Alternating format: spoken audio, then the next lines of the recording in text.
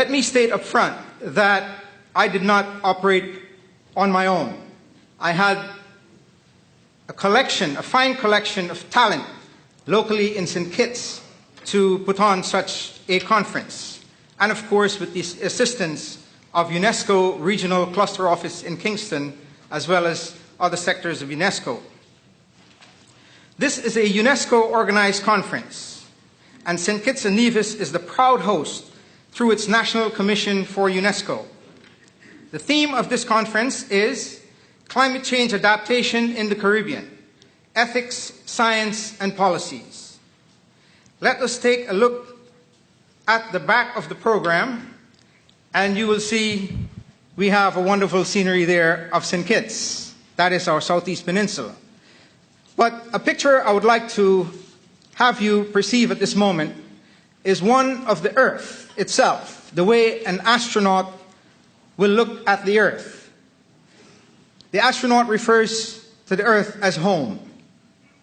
Back to Earth, we see political divides, various political relationships, wars, environmental degradation, a constantly changing surface and atmosphere, and perhaps a dysfunctional home. We have brought here today politicians, earth scientists, and social scientists, all here in one room, and I guarantee you that it may affect the thermometer. While our Earth is rapidly changing due to natural factors, anthropogenic factors also contribute to such change. Indeed, it is a complexity of interrelationships that renders it difficult to fully understand. The focus of this conference is not about the usual platforms, information platforms that is, regarding what causes climate change and who is more responsible than whom. The focus is about value, knowledge, and action. Value in terms of ethics, knowledge in terms of scientific information, and policies in terms of action. It is one Earth, and UNESCO, before drafting its ethical principles in relation to climate change, is providing the forum to be regionally inclusive, and that is why we are here as a Caribbean, together here as a team. The Caribbean, with a unified vision, will have the opportunity to enter into international negotiations. Collectively, we must respond to the effects of climate change on our society. It does not only impact ecosystems, but also life and livelihoods of humankind. It affects all types of economic activities, food security, fresh water supply, public health, national security, and the list goes on, and the very fabric of our societies. I assert that every human being contributes to climate change. We are all consumers. Whether we drive automobiles as a solo driver, or we ride the bus, or if we simply walk, it is simply the consumption of any goods and services that will render us contributors of climate change. Obviously, there are differential responsibilities, and so too there are differential vulnerabilities. If we are to approach anywhere close to formulating a social policy, we must act collectively. The debate of who or what causes climate change can go on, and rightfully so. But today, we have the power in our hands to shape the destiny of this generation and that of future generations. I read a book as a teenager, not too long ago, entitled, "People Come and Go, but Earth Abides." I thank you.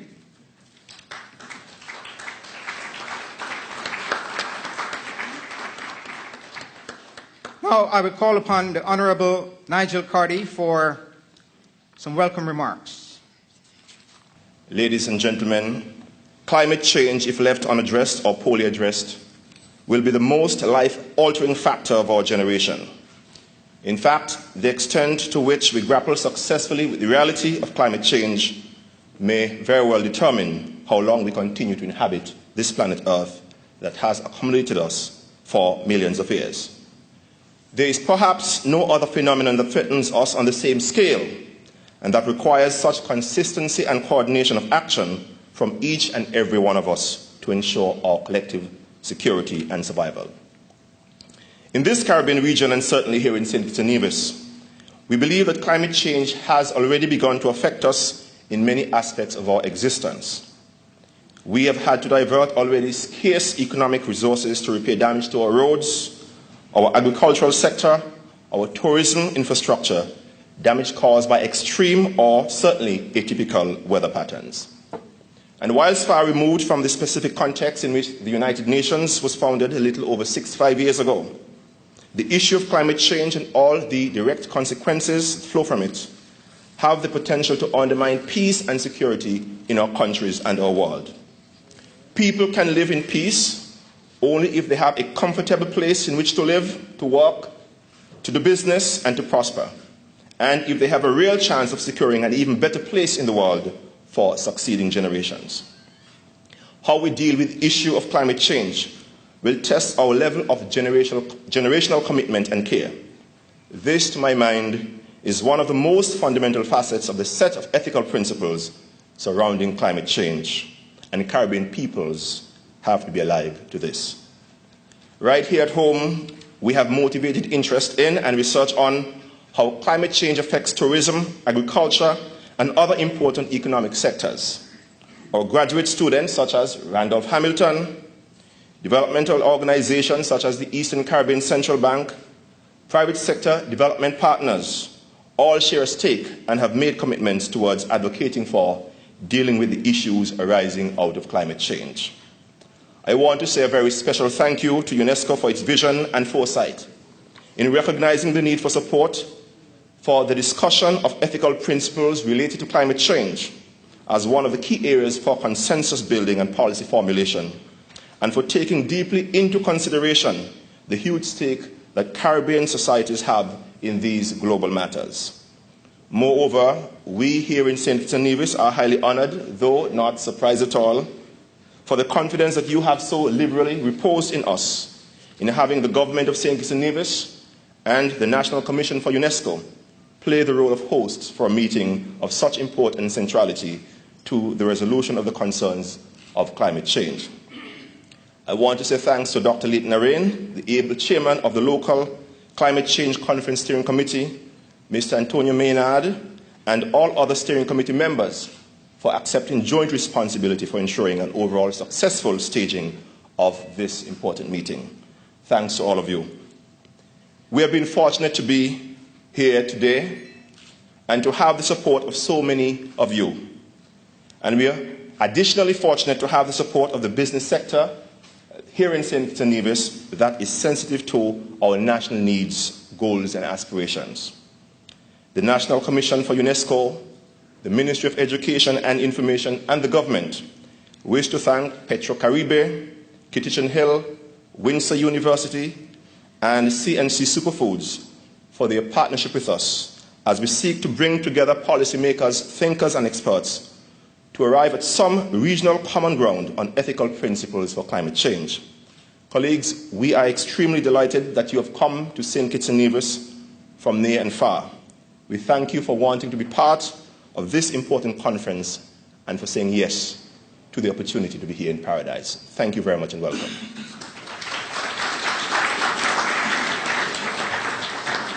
Thank you, Minister Carty. Now we will have some greetings from Dr. Iwe Oftenhogel with the Frederick Ebert Foundation, the major sponsor.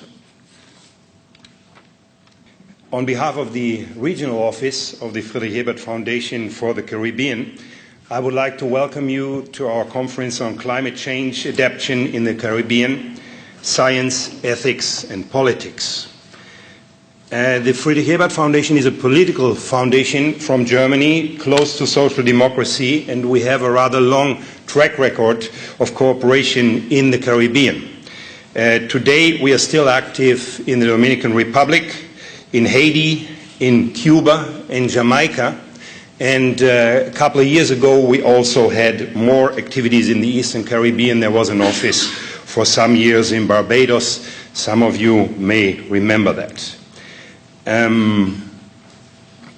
Our participation here is due to the notion that we try in the regional office to bridge a little bit the gap between the English and the Spanish-speaking and French-speaking Caribbean. And this is why we contribute with bringing representatives from French and Spanish-speaking Caribbean to this conference. As for the topic of the conference, the Friedrich-Ebert-Stiftung historically is known more for its relationship to workers' movements and workers' parties, and we're certainly more known for our engagement in social justice, social policies, peaceful conflict management and solution, and the attempt to devise strategies for a more transparent and democratic process of globalization. But during the last years, we have also taken on the issues of environment and climate change. Others here know better and will enlarge further on the enormous problems the climate change causes for the region. I just wanted to mention that our approach to the issue of climate change and environment is not so much from the scientific or technical side of the matter. We approach it explicitly from a socio-political point of view.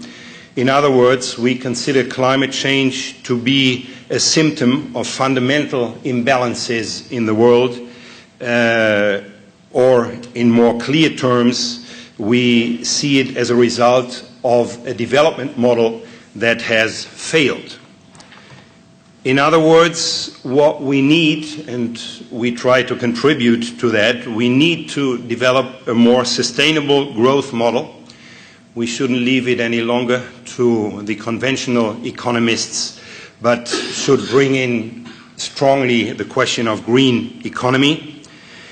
And we need more education for and more participation of the people concerning questions of environment and climate change. As for our conference, I hope we'll have a fruitful dialogue, and I hope also that we make some headway to find smart solutions for the many problems we are facing. Finally, I wanted to thank the Kingston office of the UNESCO in particular, and also the colleagues from St. Kitts for the good cooperation in the preparation of the conference. I congratulate the UNESCO and the government of St. Kitts to the organization of the conference, and I hope that we can contribute modestly to its success. Thank you very much.